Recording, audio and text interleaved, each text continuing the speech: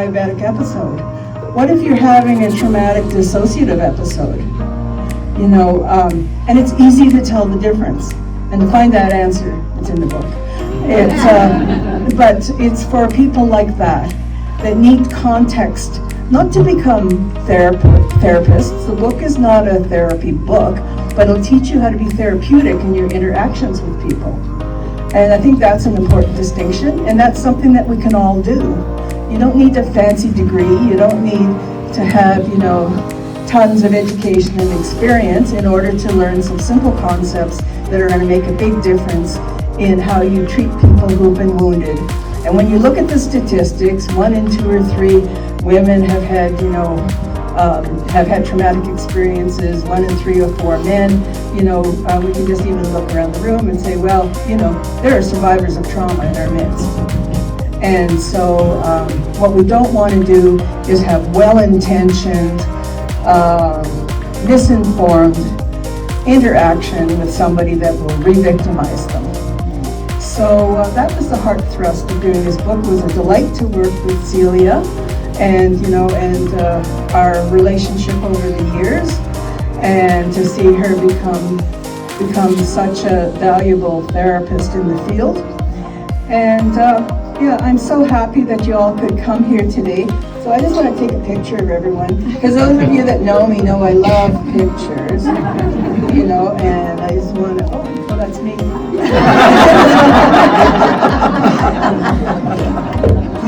So thank you from the bottom of my heart for coming today to support. And today you're going to hear voices of some of the most courageous people I know. So enjoy.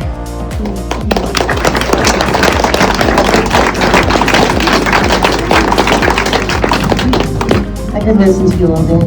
Yeah. All day.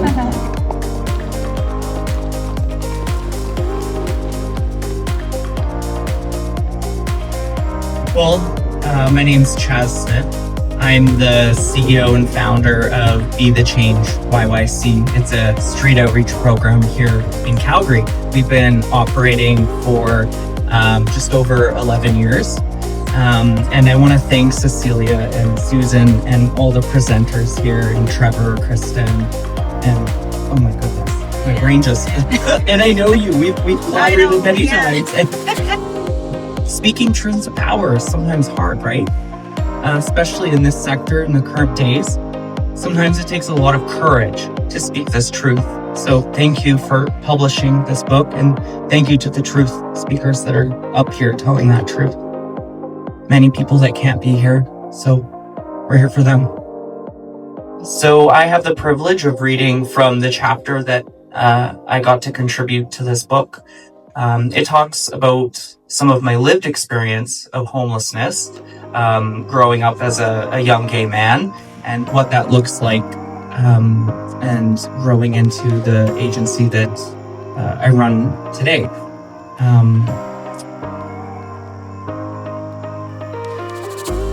So being LGBTQ and experiencing homelessness has its unique experiences. When considering this, I realize even just being LGBTQ in a cis world in and of itself can have its own struggles. Some specific notes I have thought of from my own experience have led me to start this conversation with washrooms. Hot topic these days. There is an inherent fear of using communal washrooms. I can recall experiencing this anxiety and discomfort many times. Perhaps it was the fear of bullying or the name calling. I can't recall.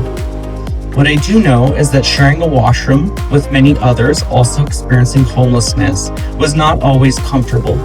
I knew if a straight cisgender male felt threatened while I was in the washroom with them, I could easily become a target. Because of this, I always tried to choose my timing well. It should be noted that if we had an LGBTQ-friendly shelter, perhaps they would all just be private washrooms, like we have in our homes. Either way, I felt just as uncomfortable in those communal washrooms as those straight men did around me. It was evident that both of us didn't want the other to be there. I recognize bullying can be a part of anyone's life, but perhaps being LGBTQ brings an interesting perspective. I remember my young 16-year-old self confiding in a staff member at the shelter. It was called Safe House at the time. The youth worker's words echo in my memory. She said being gay was not okay. She said that she believed it was wrong. I may have been a little naive as I didn't react as one might think. Another worker overheard our conversation. She was furious and immediately called her supervisors, who reprimanded the condemning worker. As someone who has experienced much abuse, I actually defended the staff member that said being gay was not okay. I suppose part of it was a common occurrence. As well, it could even be suggested that I was experiencing a type of Stockholm Syndrome at the time. Someone in a position of power expressing things such as this is indeed a form of abuse. Unfortunately, I didn't recognize this at the time. Back then, I often believed that I deserved second best. I carried a burden. I don't deserve much. As for the worker who stood up for me, it was helpful to have an ally, even if I didn't know it at the time. When we look at the world, it gives us insight into our lives. Having peers gives us something to model. Growing up, I don't recall any LGBTQ role models, especially men. This is something I'm glad to see more as I age. Many of my male youth workers had wives and children. However, never did I hear a man say he was headed home to his husband. I even met a few of my staff's partners, but never a same-sex partner. In a place that felt so foreign, I also felt foreign. It was all a foreign world. Where were the people to look up to, like me? At a young age, trying to discover who I was looking for examples of myself in others. I remember my auntie offering me a place to stay, trying to get me to come over rather than continue ending up homeless.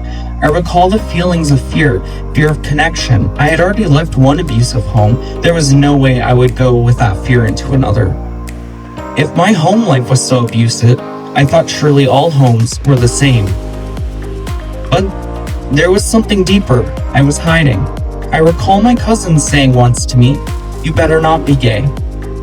I must have mentioned it to him when we were younger, but then back then he didn't have an opinion. As we grew, the world taught him this. In the back of my mind, I always had a fear of the men in my family. I was always so afraid of them because I felt ashamed that they would know I'm gay. Not only that, but in my experience, men were always the abusers. There's something strange about being gay and knowing that some people in the world think you're a mistake. I suppose being homeless only added to it. However, the longer I was homeless, the more I realized there was indeed others just like me. They also lived in shelters and other programs. I soon discovered I was not alone. Years ago, I experienced safety at my grandparents' house. I had always loved it there. In the earlier days of my homelessness, roughly aged 15, I remember staying a few nights there. There was this brochure from the Core Shopping Center I was given on my way home from school. It showed a shirtless guy, his core.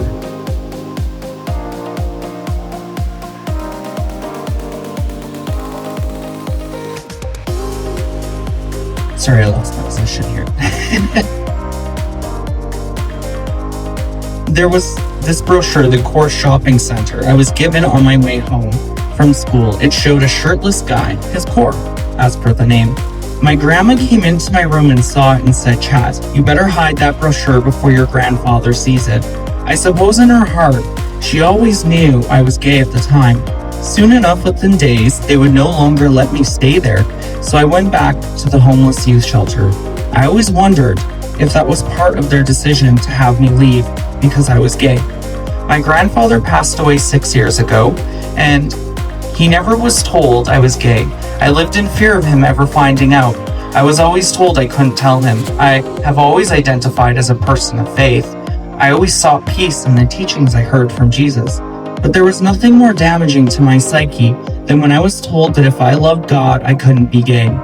After I was housed, I became more active in my faith, and it was indeed part of my healing. I started going to church more, met new people, and grew with a new community, the peers I met told me I shouldn't be gay. I even had a preacher pray over me so that I would have freedom from that. I'm lucky I did not end up homeless again because they were teaching me to hate myself once again, to hate a part of me I had no control over. That's why I did drugs when I was homeless. It was because I hated myself. I just stopped caring. I think it's important to know that inner healing is just as important as the journey out of homelessness. Once out of homelessness, I had to reteach myself to love myself. I had to relearn skills I had lost as a youth, like watching TV, calling a friend, reading, or drawing to calm my mind. It was a journey. It's still an ongoing one, like we all are on. I had to learn to accept myself, to truly love myself, to undo the damage of the world. Even today, I still grieve the loss of my youth. I had to teach myself to be a good parent to my inner child. I found being able to talk my thoughts and emotions out very helpful. I recall often needing to talk out the process, this persecution I experienced because of my sexual orientation. I recall a time when I even tried to fire my therapist because she wouldn't tell me what I wanted to hear. I wanted her to be the authority, to give me reassurance from the outside. Instead, she told me I was the expert of me and needed to find the answer within myself. In the end, it was really my own discovery and self-acceptance that mattered.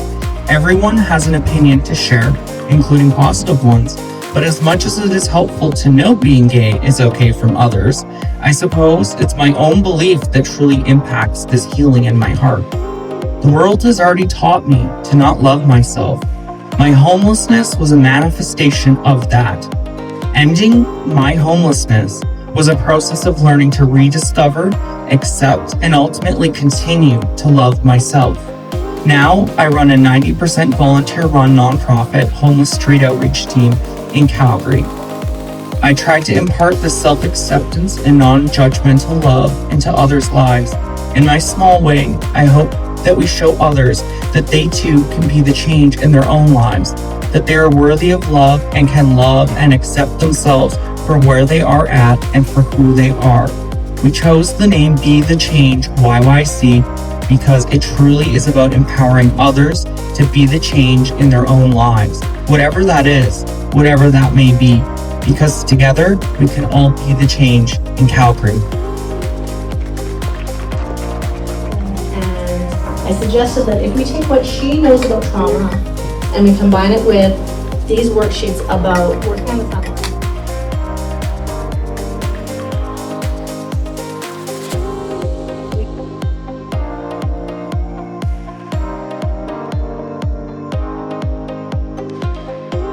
Everyone, and thank you for being here. I've written down this so sometimes it's easier for me to read it than it is to. Meeting clients' needs also meant keeping detailed case notes, filing paperwork and incident reports, managing the phones, admissions, medications, discharges. That they are trauma-based, informed, and have done their own healing work.